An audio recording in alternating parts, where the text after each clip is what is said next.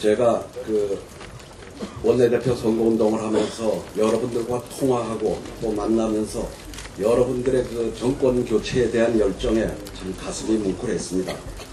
그러나 19대 총선에서 저희 민주당 패배했습니다.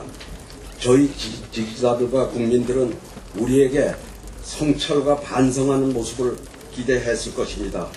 국민들의 기대에 부응하고 수권정당으로서의 국민의 신뢰를 받을 수 있도록 당을 혁신해야 합니다.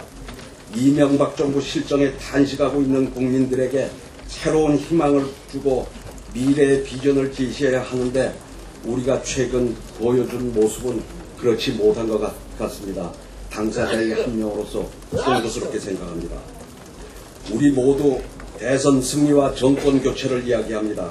그러나 대선 승리를 이야기하기 전에 잃었던 국민의 신뢰를 회복해야 합니다.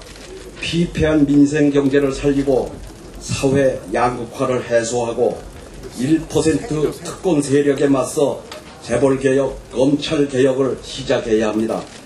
민주당이 수권 능력이 있음을 보여주어야 합니다. 지금 당장 우리 앞에는 미국산 쇠고기 광우병 사태, 파이시티 등 권력형 비리, 반값 등록금 등 산적한 민생 현안이 있습니다.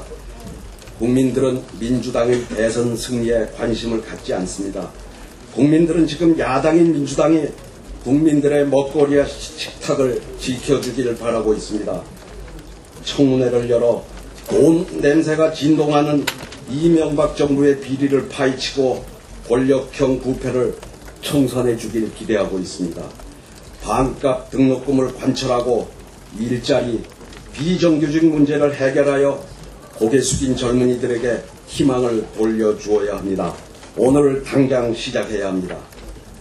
존경하는 선배 동료 의원 여러분, 저는 여러분들을 대표해 앞에 나서기에 부족한 부분이 많은 사람입니다. 그러나 한 가지 말씀드릴 수 있는 것은 어디에 치우치거나 얽매여 본 적이 없다는 것입니다.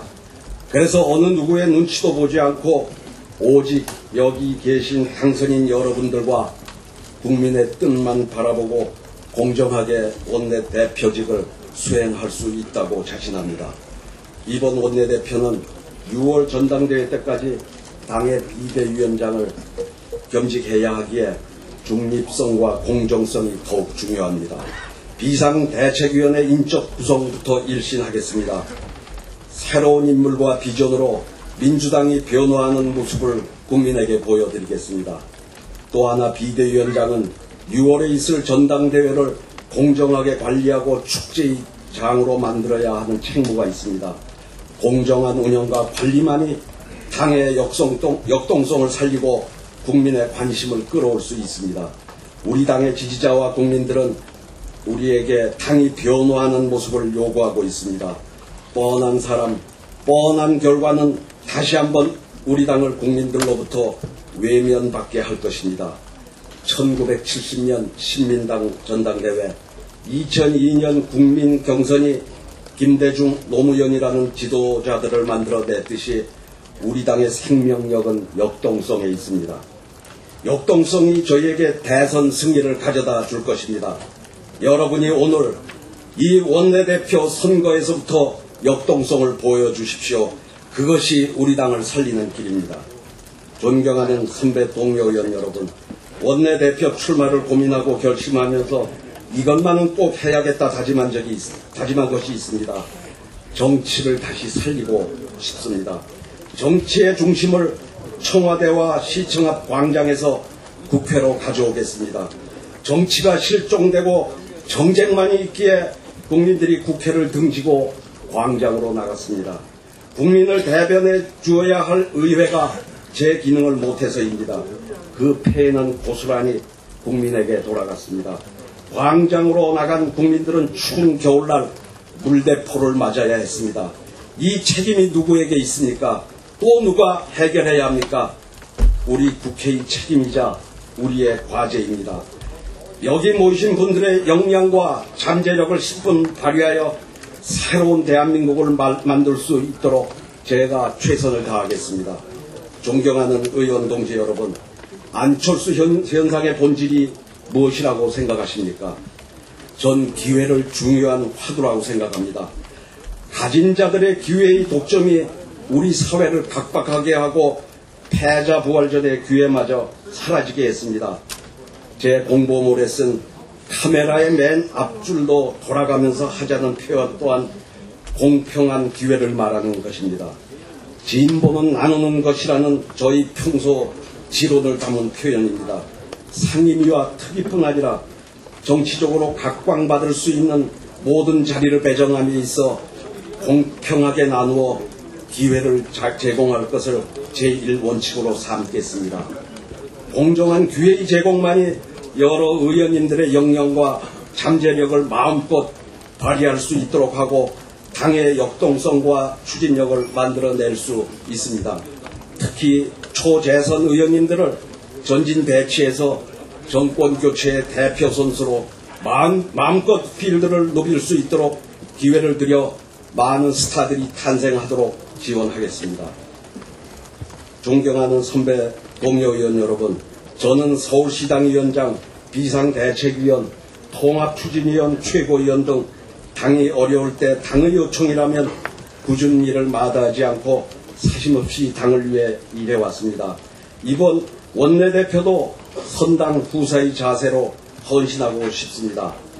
작은 전투의 승리는 개인의 능력으로 이뤄낼 수 있습니다. 그러나 거대한 전쟁에서의 승리는 조직원들의 화합과 단결이 없이는 존재하지 않는다고 믿습니다. 당이 갈등하고 분열할 때 항상 개인의 정치적 야심, 오만과 독선이 원인이었습니다. 12월 대선이라고 하는 전쟁의 승리를 위해서 자기 스스로를 버리고 당을 위해 헌신할 수 있는 사람을 원내대표로 뽑아주십시오. 존경하는 선배 동료 의원 여러분, 저는 박정희 정권의 사형수였습니다. 아직도 인혁당 사건으로 사형을 선고받고 24시간도 지나지 않아 형장으로 끌려가던 분들의 뒷모습이 제 마음에 무거운 돌처럼 남아있습니다. 그래서 저에게는 잘못된 과거를 반성하지 않는 세력, 유신의 부활을 기도하는 세력에게 이 나라의 미래를 맡길 수 없다는 절박함이 있습니다. 유신의 딸 박근혜와 유신의 장당 새누리당의 대척점에 저 유인태가 서서 유신의 부활을 반드시 막아내겠습니다. 강력하되 전략적인 청문회와 특위 전략으로 대선을 주도하겠습니다. 모든 후보들이 청문회 정국을 말씀하시는데 큰 틀에서 동의합니다. 다만 우리가 전략적으로 접근하지 않으면 이번 총선에서처럼 대안 없는 심판론으로 인식될 수 있습니다. 4대 청문회, 4대 특위 전략으로 이명박 정권의 실정을 심판하고 박근혜의 위선을 드러내 차별화를 시도하겠습니다. 첫 번째는 박근혜가 수용할 수 있는 이명박 실정 4대 청문회입니다.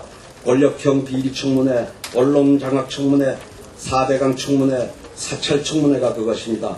두 번째는 박근혜와 우리가 결과적으로 차별성을 드러낼 수 있는 4대 특위를 만들어야 합니다. 재벌개혁, 부자감세, 반값, 등록금, 비정규직 특위는 재벌과 특권층을 비호하는 유신의 속성상 도저히 수용할 수 없고 바로 그 지점이 누가 서민과 약자를 대변하는 정당인지 확실한 차별성이 만들어지는 지점이라고 생각합니다. 존경하는 선배 동료 의원 여러분, 좀 쑥스럽지만 선거가 선거이니만큼 저도 제 자랑을 좀 하겠습니다. 청와대 전 정무수석과 17대 국회의원 당시 언론에서 저를 숨은 해결사라고 했습니다. 지난 4년 전 손학규 대표와 박상천 대표가 이끄는 통합이 교착에 빠졌을 때 제가 박상천 대표 만나서 물꼬를 텄습니다. 이명박 당선자 시절 정부조직법 이재호 의원과 만나서 여성가족부와 통일부 지켜냈습니다. 저에게 원내대표를 맡겨주시면 잘 할 수 있습니다. 시간이 다 됐네. 다 됐으니까 잘하겠습니다.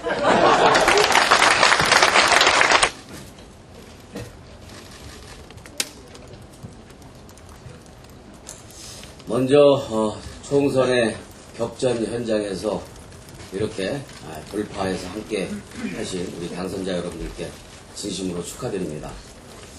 지금 이 순간 국민이 우리에게 이변을 요구한다면 우리는 이변을 만들어내야 합니다. 그것이 민주당의 살 길입니다. 이 자리에 함께하고 계신 당선자님들, 어제까지 총선 민심 현장에서 뛰고 달리셨죠. 그렇다면 우리는 오늘 이 자리에서 이변을 함께 만들어야 된다고 생각합니다. 민주정부를 향한 승리의 역사, 국민과 함께하는 희망의 역사가 바로 오늘 우리의 선택에 달려있습니다. 여러분들의 선택을, 오늘 이 자리에서 이루어지는 결정을 국민들이 과연 어떻게 받아들일 것인지 잘 생각하면서 선택해 주십시오. 계파를 떠나서, 인맥을 떠나서 잘 선택해 주실 것을 호소드립니다. 저는 오늘 이 자리에 함께하지 못한 김부겸 최고를 생각합니다. 얼마 전 딸아이와 함께 우연히 인터넷 동영상을 보았습니다. 김부겸 최고의 따님이 아버지의 선거운동을 하다가 견고한 지역주의 장벽에 막혀서 막막한 심정으로 눈물을 흘리는 모습을 보았습니다. 저도 딸아이도 같이 울었습니다. 우리가 지난 세월 얼마나 많은 피눈물로 지역주의에 맞서왔습니까? 지역주의에 고통받았던 김대중 대통령, 지역주의를 돌파했던 노무현 대통령이 가고자 했던 바로 그 길이었습니다. 민주정부 10년의 역사는 어쩌면 지역주의를 극복하고자 하는 바로 그 길이었습니다. 그런데 어쩌다 지금의 민주당이 지역구도에 기대어서 판을 짜고 그것이 마치 대단한 전략인 것처럼 강변하는 분들에게 끌려가야 하는 어처구니 없는 처지가 되어 있는 것입니까? 저는 그분들의 정권교체와 당을 위한 충정을 10분 이해하고 존중합니다. 하지만 이것은 아닙니다. 이것만은 잘못된 필패의 전략이라고 저는 확신합니다. 지역구도에 기대는 전략은 너무도 뻔한 패배를 가져올 뿐입니다. 오히려 지역주의 수혜를 최대로 누리고 있는 새누리당이 바라고 바라던 프레임에 불과할 뿐입니다. 뻔한 전략, 뻔한 사람, 뻔한 결과로는 절대 국민을 감동시킬 수 없습니다. 이변과 역동이 살아 숨쉬는 민주당만이 대선 승리를 거머쥘 수 있을 것입니다. 우리가 만들어야 할 것은 새로운 가치와 감동이어야 합니다. 127명의 국회의원들이 소통과 공감, 창의와 협력으로 만들어내는 진취적인 변화와 역동성이 대선 승리의 밑거름이 되어야 할 것입니다. 이변과 역동의 민주당, 바로 오늘 이 자리에 있는 우리들의 선택으로 만들어 갑시다. 국민들을 생각하면서 투표합시다. 과거형 대표로는 결코 미래를 이길 수 없습니다. 문법에서 과거형으로는 결코 오늘과 내일을 설명할 수 없는 이치와도 같습니다. 우리의 미래와 승리를 이끌어갈 미래형 대표, 승리형 대표를 뽑아주십시오. 꼭 저가 아니라도 좋습니다. 세간에는 이박연대의 앞자를 따서 LP판 연대라고도 합니다. 낡은 추궁기에서 돌아가는 LP판이라는 뜻이라고 합니다. LP판은 흘러간 노래를 듣기엔 좋지만 새로운 노래를 담을 수는 없습니다. 저는 최신형 MP3 원내대표가 되겠습니다. 오로지 민주당 그리고 국민만을 바라보는 원내대표가 되겠습니다. 강력한 리더십이 필요하다고 말하고 있습니다. 그러나 그것을 뒤집어 이야기하면 군소리 말고 따라오라는 군림하는 리더십을 의미하기도 합니다. 내가 아니면 안 된다는 독선과 오만이 되어 있기도 합니다. 저는 팔로우미가 아니라 펠로우 리더십으로 우리의 힘을 하나로 모아가겠습니다. 새누리당에겐 더할 나위 없이 까탈스러운 야당 원내대표, 민주당 127명 의원들에겐 만만한 친구가 되겠습니다. 원내 운영을 기존의 틀에서 벗어나서 역동성과 현장성을 겸비해 새누리당 150명을 압도하는 127명의 저력을 국민 앞에 보여드릴 수 있도록 하겠습니다. 우리 당선자 여러분 한 분 한 분 뒤에 있는 지역 주민과 국민을 우리 의원님들과 함께 배려하고 고민하는 원내 전략, 원내 정책을 함께 펼쳐가겠습니다. 딱 한 가지 자세한 것은 홍보물을 봐주시고 실시간으로 의견을 공유하고 개진할 수 있는 전용 모바일 앱을 개발해서 기민하고 역동성 있는 전천후 의사결정 시스템을 구축하겠습니다. 정책의장 시절 보편적 복지 정책으로 야당 정책위의 새로운 모델 정립했듯이 원내 운영에서도 기존의 고정관념과 틀을 깨고 현장성과 역동성을 전복한 새로운 형태로 신선하게 탈바꿈하겠습니다. 그렇게 해서 진짜로 대실 있는 대선 승리의 밑받침이 되겠습니다. 존경하는 선후배 동료 당선자 여러분, 우리가 꿈꾸는 19대 국회의 사명은 무엇입니까? 저는 19대 국회야말로 나라의 정의를 바로잡는 정의로운 국회, 서민과 중산층의 아픔을 달래주고 치유하는 민생 중심 국회, 그리고 이 참 나쁜 이 정권을 심판하고 교체하는 정권 교체 국회가 되어야 한다고 생각을 합니다. 저는 정의로운 국회를 향한 누구도 끄지 못할 열정을 여러분들과 함께하고 있습니다. 민생 중심 국회를 이끌 정책 의제를 선점하고 주도했던 경험을 갖고 있습니다. 보편적 복지국가로 가는 로드맵을 만들고 서민과 중소기업에게 이로운 정책을 만드는 데 주력하겠습니다. 특히 우리 민주당이 노동계와 시민사회와 결합한 민주통합당이라는 확실한 정책성을 보일 수 있는 노동관련법, 시민사회에서 요구하는 개혁입법을 개원협상에서 최우선 과제로 내세워서 제1착으로 처리하도록 하는 성과를 내서 민주통합당이 정말로 진정으로 민주통합당이다 라는 정체성을 확실하겠습니다. 그래서 노동계에서 과연 민주당과 결합하길 잘했다, 시민사회에서 과연 시민사회에서 민주당에 들어가길 잘했다 라는 평가를 대선 전에 받을 수 있도록 확실한 성과를 내겠습니다. 동료 의원 여러분, 그리고 선배님, 김근태 선배님의 유지처럼 우리는 2012년을 점령해야 한다고 생각합니다. 정권교체 말로만 되는 건 아니지 않습니까? 국민들의 마음을 얻어야 되는 것이죠.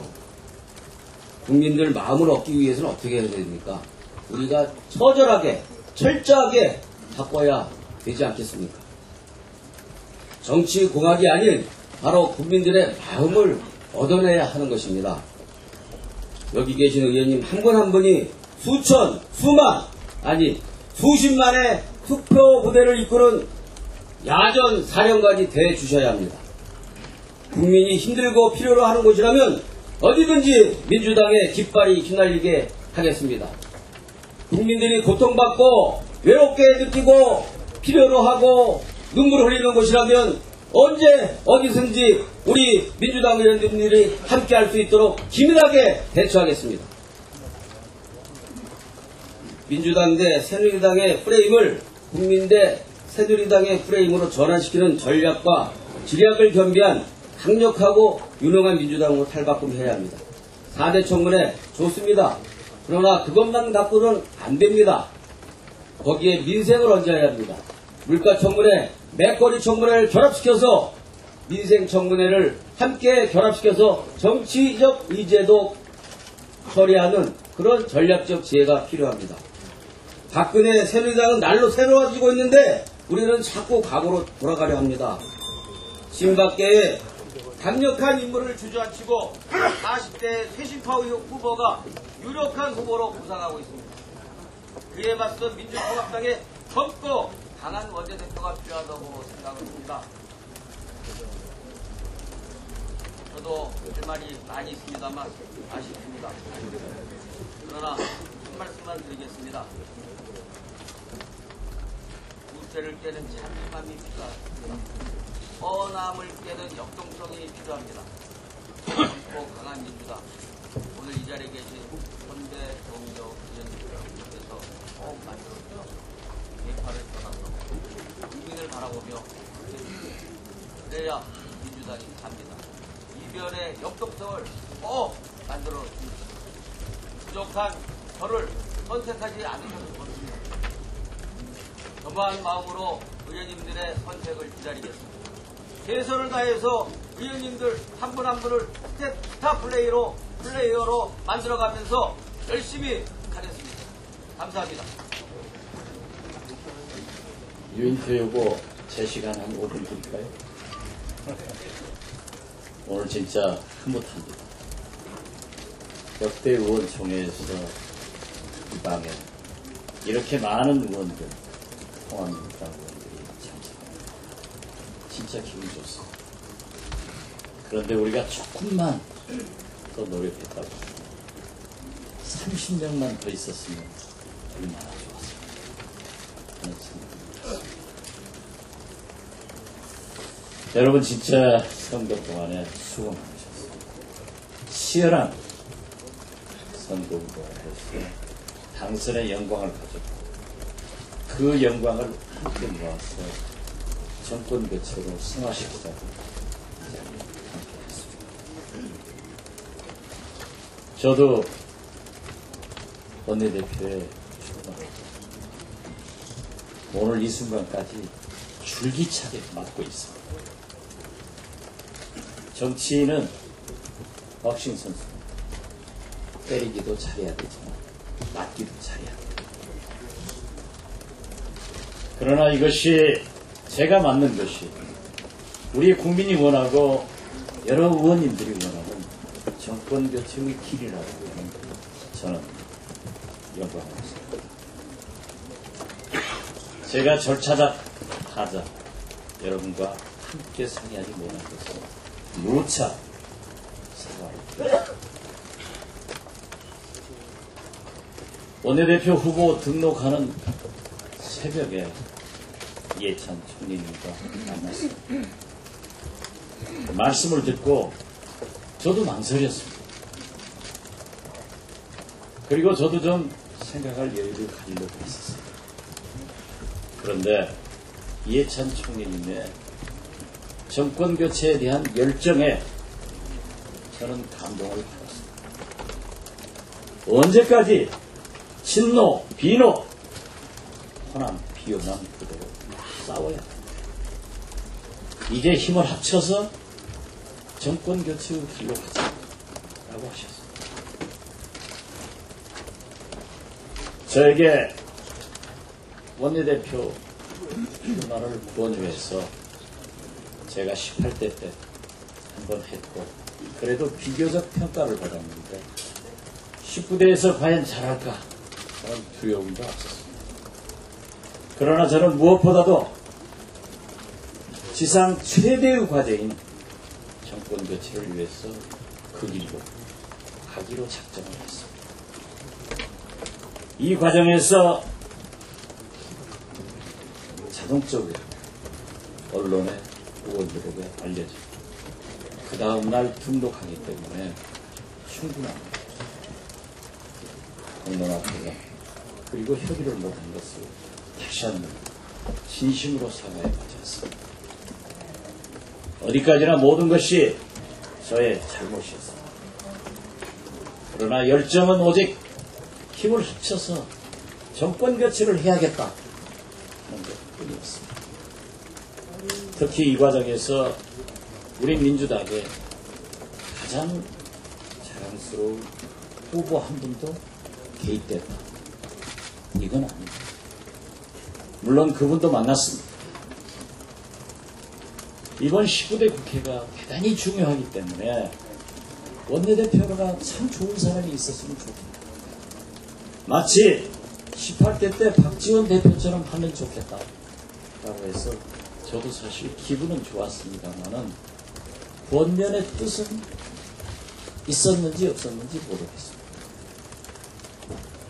그분에게도 누가 된 것 진심으로서 더욱이 김대중 노무현 우리 민주당을 지켜주신 원탁회의 어른들에게 진심으로 송구합니다. 이해찬 총리님도 말씀하셨습니다. 이해찬 총리님이 초청해서 오찬 자리에서 몇 분들이 그러한 역할 분담을 해서 반드시 정권 교체를 하라고 하는 그러한 말씀이 계셨다고 했습니다. 제가 이것을 잘못 해석했다고 하면 그것 또한 제 잘못입니다. 그렇지만은 그 후 백낙천 교수님께서 오마이뉴스 이태남과 인터뷰한 내용을 보고 그분들의 충전도 이해가 되었다는 것을 말씀드립니다. 어떠하였든 여러분들에게 혼돈을 가져오게 특히 중요한 유권자들이 마치 강요하는 것 같은 그러한 것을 보인 것입니다. 또 국민들이 왜 이거 뭔가? 라고 생각하는 것은 제 잘못입니다. 다시 한번 거듭거듭 사과드립니다. 모든 것은 정권 교체로 이어가면은 성공할 수 있다고 저는 믿습니다. 어제 토론에서도 말씀드렸습니다.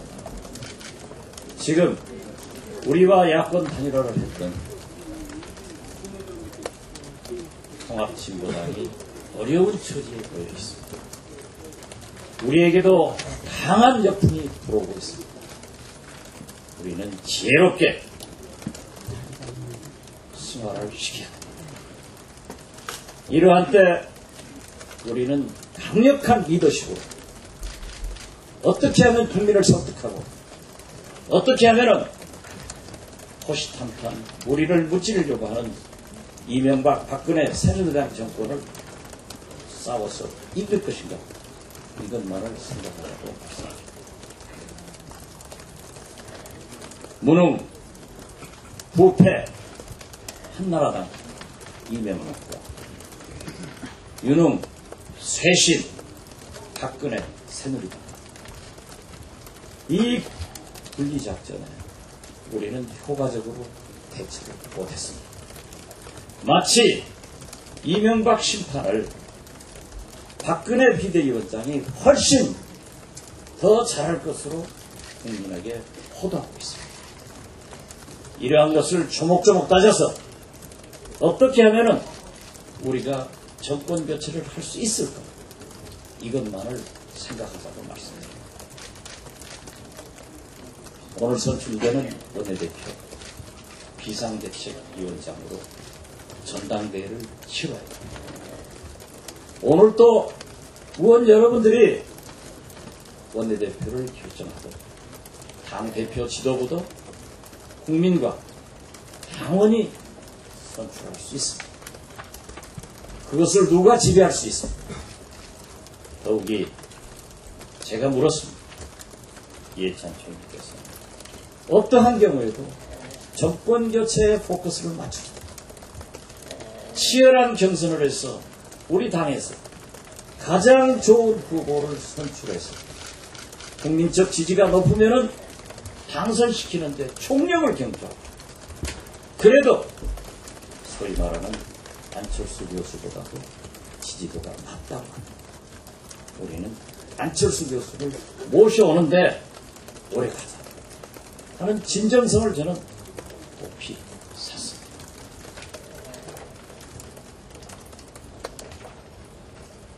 저는 지금까지 우리 당내의 어떠한 대통령 후보도 지지한다고 말한 적이 없습니다.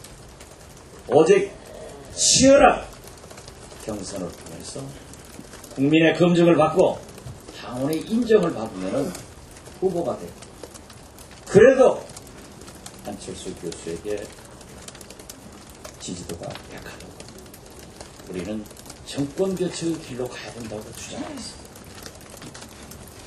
이것이 이해찬 총리와 저와의 뜻을 같이 제가 감독력을 내었습니다. 여러분,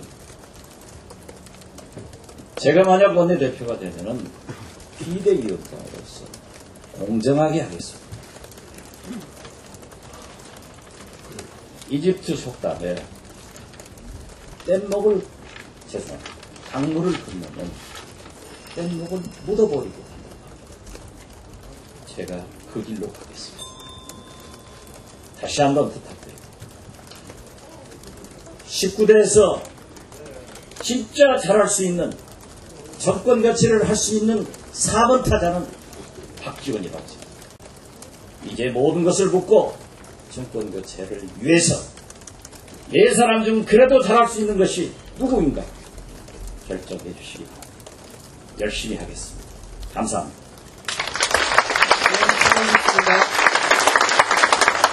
다음은 마지막으로 나는 가수다. 에서는 서로 뒷번호를 뽑으려고 노력합니다.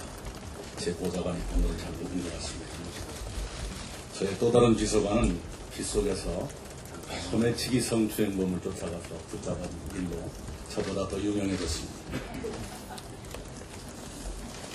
박지원 후보께서 지금보다 30석쯤 더 있었으면 좋았을 걸 하는 말씀을 하셨습니다. 그러지 못해서 지도부가 모두 퇴진했습니다. 혼자만 남으셔서 비대위원장을 맡으시겠다는 것이 이론상 어떻게 설명될 수 있을지 모르겠습니다. 존경하는 선후배 동료의원 여러분, 고민이 많으셨을 것입니다. 이 사람을 고르자니 이것이 걱정이고, 저 사람을 찍자니 저것이 마음에 걸리고 아마 그러셨을 겁니다. 그 네 사람 중에 한 사람이어서 죄송합니다. 그래도 조금만 더 고민해 보십시오. 새누리당 박근혜 위원장의 지지도는 40%를 넘습니다. 그래도 박근혜 씨는 후퇴를 보이면 자멸한다 고 경고하면서 당에게 변화와 쇄신을 촉구하고 있습니다. 우리 민주당에는 지지도 15%를 넘는 대선 주자가 미안하지만 없습니다. 그런데도 우리는 변화와 쇄신을 거부하고 후퇴를 재현하면서 10년 전, 20년 전의 발상, 그 구도, 그 얼굴로 대선을 치르자고 합니다. 우리가 해야 할 말을 한나라당에서, 새누리당에서 하고 있고, 새누리당이 했음직한 일을 우리가 하고 있습니다. 부자 몸조심이 아니라 가난뱅이가 몸조심을 하고 있습니다. 잘못해도 한참 잘못된 것 아니겠습니까? 2002년 대선을 앞둔 민주당 인기가 바닥이었습니다. 그때 민주당은 국민 참여 경선을 도입해서 그 위기를 넘어섰습니다. 그 경선에서 이기신 노무현 후보 지지도가 14%까지 떨어졌습니다. 그 위기를 노무현 후보는 정몽준 후보와의 단일화로 돌파했습니다. 당시로는 노무현 정몽준 후보 단일화는 개도 구럭도 이룰 수 있는 위험천만한 일이었습니다. 그래도 노무현 후보는 그 길을 선택했고 대선에서 이겼습니다. 그로부터 10년이 지났습니다. 지금 우리는 무엇을 하고 있습니까? 10년 전보다 더 나쁜 위기 상황인데도 우리는 손쉬운 길에 안주하려 하고 있지 않습니다. 우리가 이처럼 편안한 길을 간다면 우리는 편안하게 죽게 됩니다. 지하의 노무현 대통령께서 지금의 우리를 어떻게 평가하실지 한번 생각해 보았으면 좋겠습니다. 10년 전에 민주당이 그리고 노무현 후보가 결단하셨듯이 지금 우리도 결단해야 합니다. 익숙하고 편안한 길을 버리고 다소 불편하더라도 새로운 변화와 쇄신의 길로 가야 합니다. 그렇게 해야만 바늘구멍만한 가능성이라도 찾을 수 있습니다. 우리가 모두 편안하게 죽어갈 수는 없지 않습니다. 어제 저녁 트위터에 이런 초선이 있으면 민주당 부활한다 하는 글이 올라왔습니다. 초선의원 22분이 이번에 담화극을 비판하는 성명을 발표하신 것을 칭찬하는 내용이었습니다. 그 트위터리안처럼 바로 그런 초선의원들이 계시기 때문에 민주당은 부활한다고 저도 믿습니다. 우리는 얼마나 변화하고 쇄신해야 할까요? 최소한 새누리당보다 더 많이 변화하고 더 많이 쇄신해야 한다고 생각합니다. 새누리당 사람들은 원내대표로 남경필, 이주영 의원을 고려하는 듯합니다. 남경필 의원은 47세 5선입니다. 이주영 의원은 60세 4선입니다. 남경필 의원은 2002년 대선 때 한나라당 대변인이었습니다. 그때 저는 민주당 대변인이었습니다. 이주영 의원은 저와 대학 동기이고 국회도 동기입니다. 두 사람을 가장 잘 아는 민주당 의원 한 사람을 뽑으라면 아마도 저일 겁니다. 이 두 사람을 상대할 민주당 원내대표로서 과연 누가 적합하다고 여러분은 생각하십니까? 김대중 대통령님은 사석에서 이런 말씀을 하신 적이 있습니다.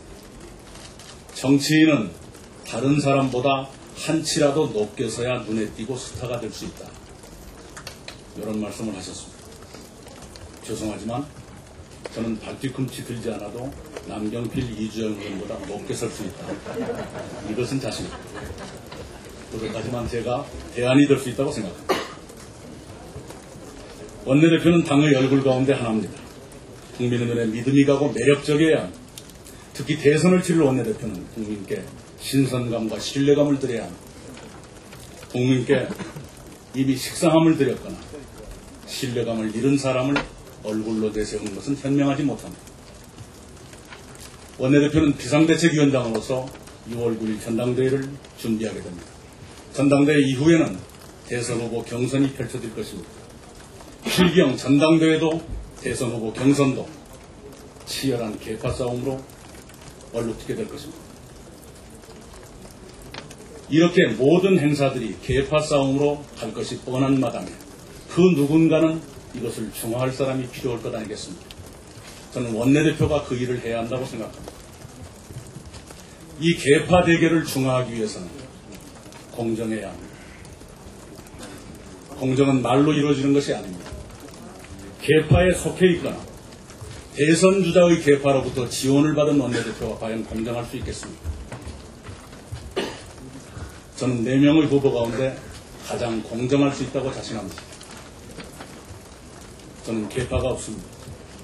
조직도 만들지 않았습니다. 그래서 저는 외롭지만 그러나 공정할 수 있습니다. 계파 대결을 저는 중화할 수 있습니다. 의원님 여러분께 당의 미래를 위한 충정에서 여쭙습니다. 계파 없는 의원은 당내에서 아무것도 할 수 없는 이런 구조를 도대체 언제까지 끌고 갈 것입니까? 지금처럼 계파 없는 의원은 당내에서 아무것도 할 수 없다면 초선 의원들은 원내 의정활동 팽개치고 계파 줄서기부터 시작해야 될 것 아니겠습니까? 여러분 그런 민주당을 원하십니까? 초선 의원 여러분 그런 민주당을 꿈꾸셨습니까? 아니지 않습니까? 물론 계파는 나름의 순기능을 갖습니다. 가치를 공유하는 사람들끼리 함께 고민하고 토론하는 것 권장할 일입니다. 그러나 계파가 당보다 소중할 수는 없습니다. 전당대회보다 우선할 수는 없지 않습니까? 계파를 등에 업은 강자끼리의 담합이 당의 미래를 좌지우지하게 용인해서는 안 됩니다. 그렇게 되면 당은 소통이 막히고 줄서기가 횡행하게 될 것입니다. 기득권이 옹호되고 새로운 지도자의 출현이 저지될 것입니다. 당이 그렇게 되도록 내버려 두어서는 안 됩니다. 이제 의원님 여러분이 선택하실 시간이 됐습니다. 만약 여러분이 어떤 두 분의 각본대로 추인해 주신다면 어떤 일이 벌어질까요? 국민은 민주당 너희들 그럴 줄 알았다 하며 외면하실 겁니다. 언론은 민주당이 마침내 식물정당이 되기로 했다. 이렇게 폄하할지도 모릅니다.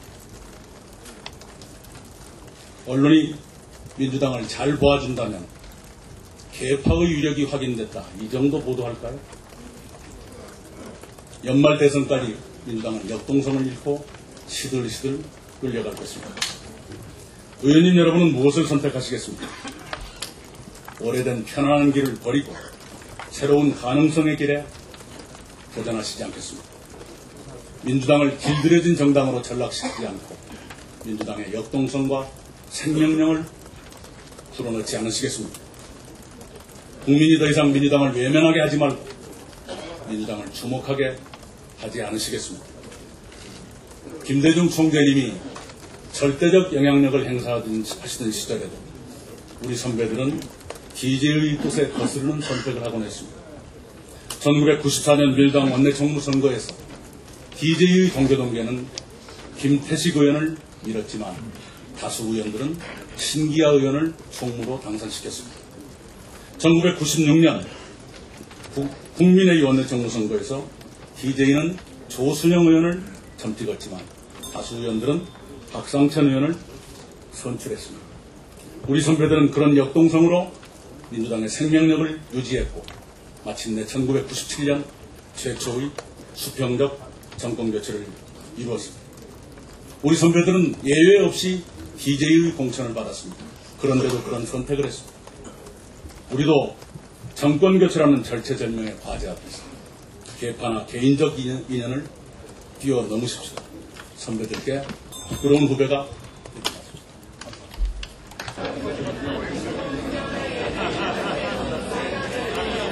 선거인 단수 127명, 총 투표수 127명, 기호 1번 유인태 35표, 기호 2번 전병헌 28표, 기호 3번 이낙연 14표, 기호 4번 박지원 49표, 무효 1표.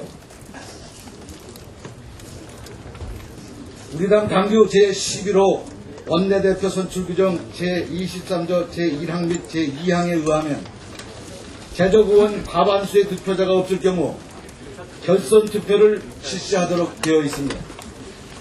결선 투표는 최다 득표자가 1인이면 차점자에 대해서, 최다 득표자가 2인 이상이면 최다 득표자에 대하여 실시하도록 되어 있습니다. 1차 투표에서 재적 과반수 득표 후보가 없으므로 당규에 따라 기호 1번 유인태 후보자와 기호 4번 박지원 후보자에 대하여 결선 투표를 실시하겠습니다. 투표 결과를 발표하겠습니다. 총 투표수 127인, 기호 1번 유인태 60인, 기호 4번 박지원 67인.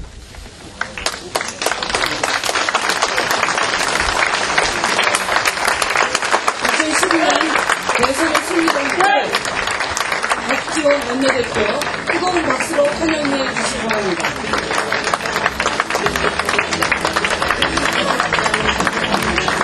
윤희상 선관위원장님, 그리고 윤상훈 당대표님, 김진표 원내대표님과 함께 손을 맞잡고 당선 인사해 주시기 바랍니다. 전당대회를 준비하게 되었습니다. 처음 저에게 얼마나 엄중한 경고를 주시고 그 경고대로 잘하라라는 격려로 황금분할의 표를 주셨습니다. 이것은 앞으로 원내대책이나 비대위원장으로서 어떠한 경우에도 독주하지 말고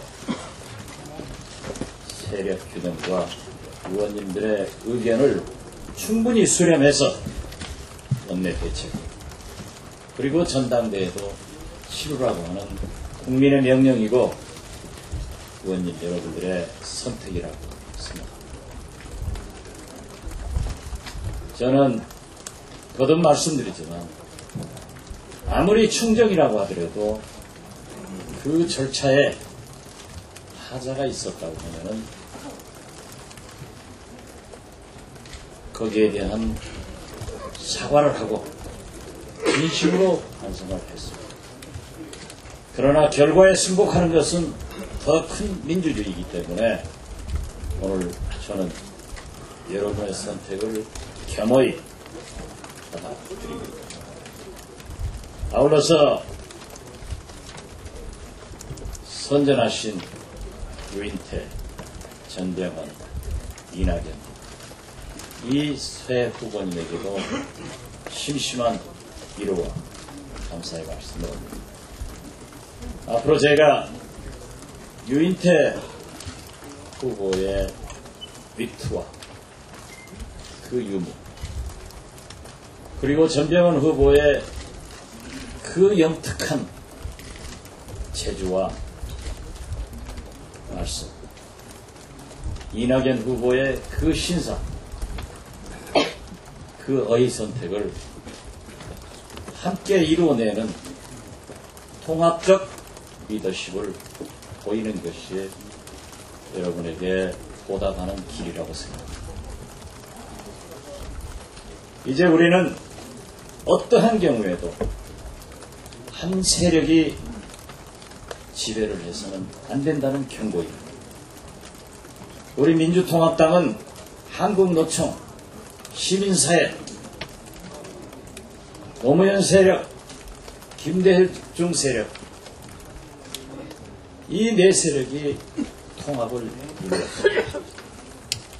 우리는 한국노총의 조직력을 이용하지 않고는 정권 교체가 어렵습니다.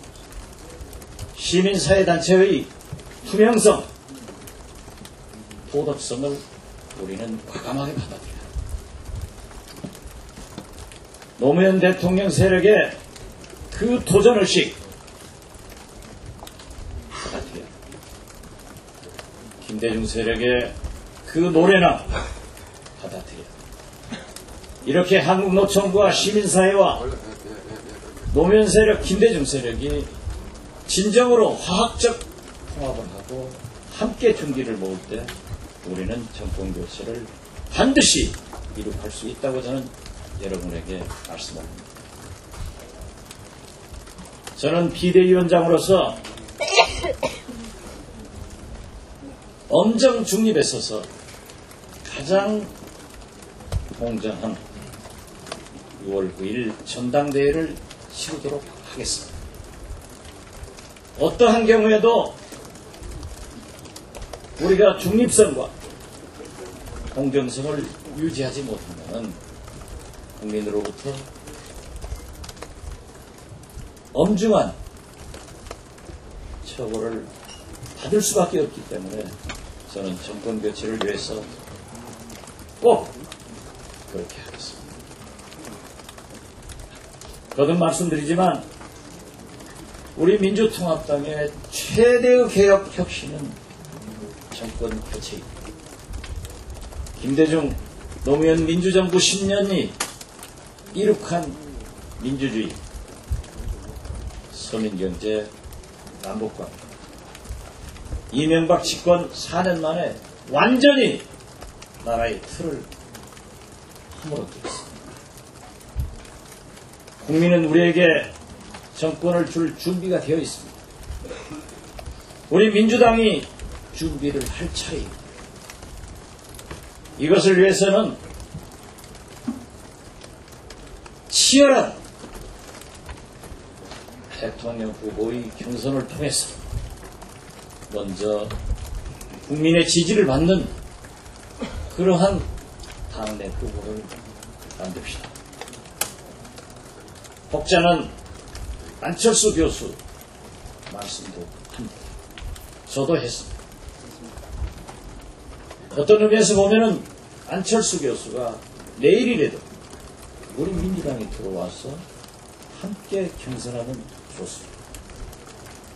그렇지만 저는 우리 민주통합당이 문은 열어놓지만은 강요할 필요는 없다고 생각합니다.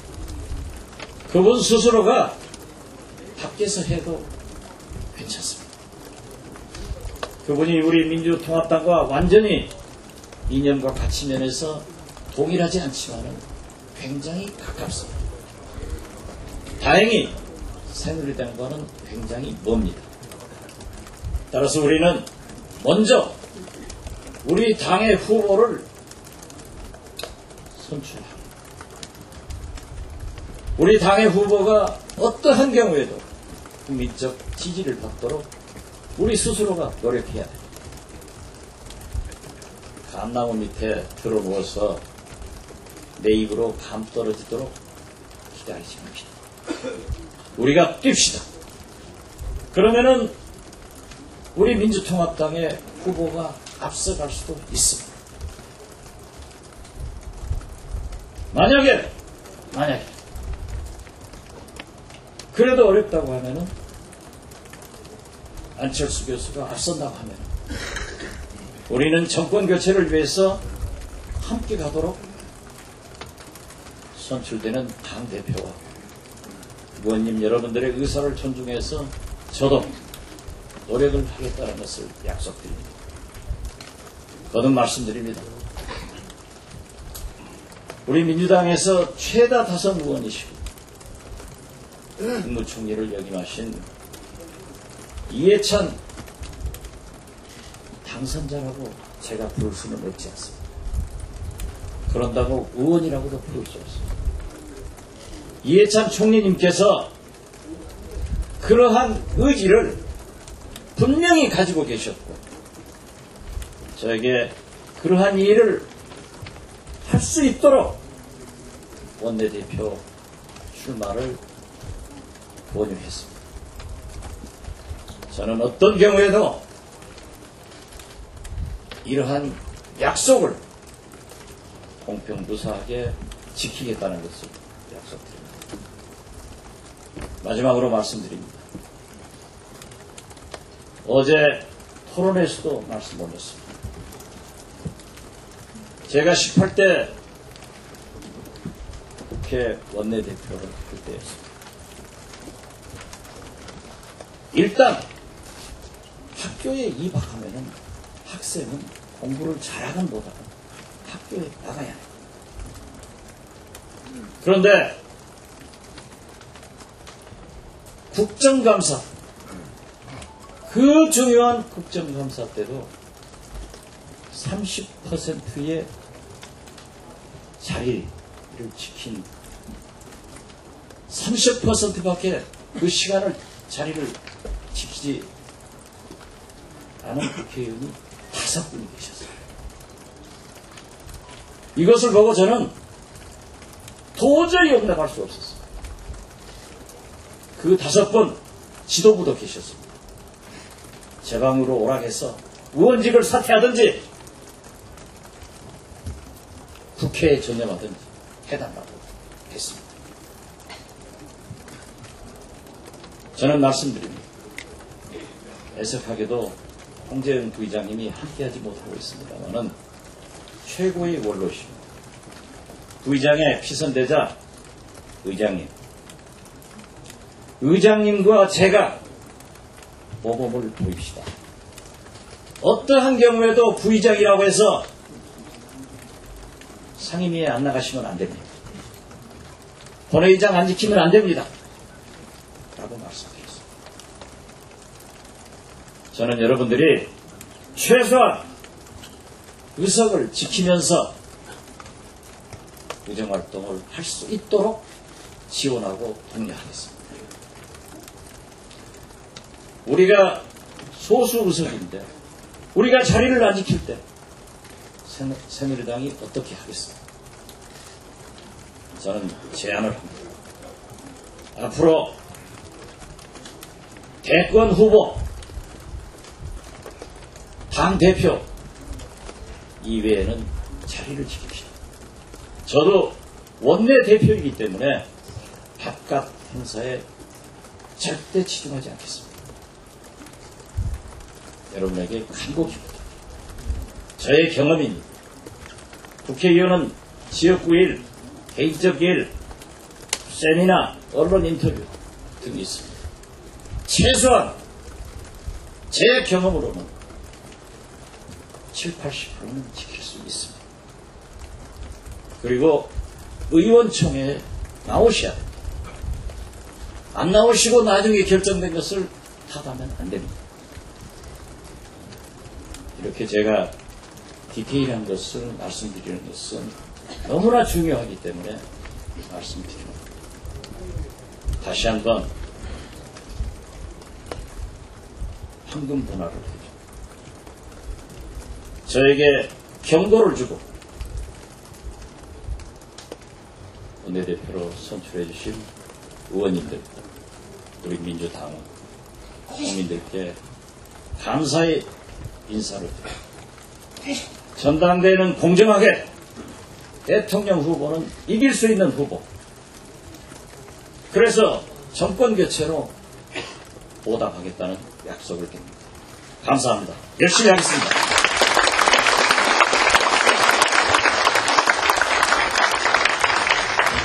이제 아마 제가 패배를 선언해야 될 것 같습니다. 오늘 의원총회입니까, 이것도? 네, 의원총회를 해야 합니다.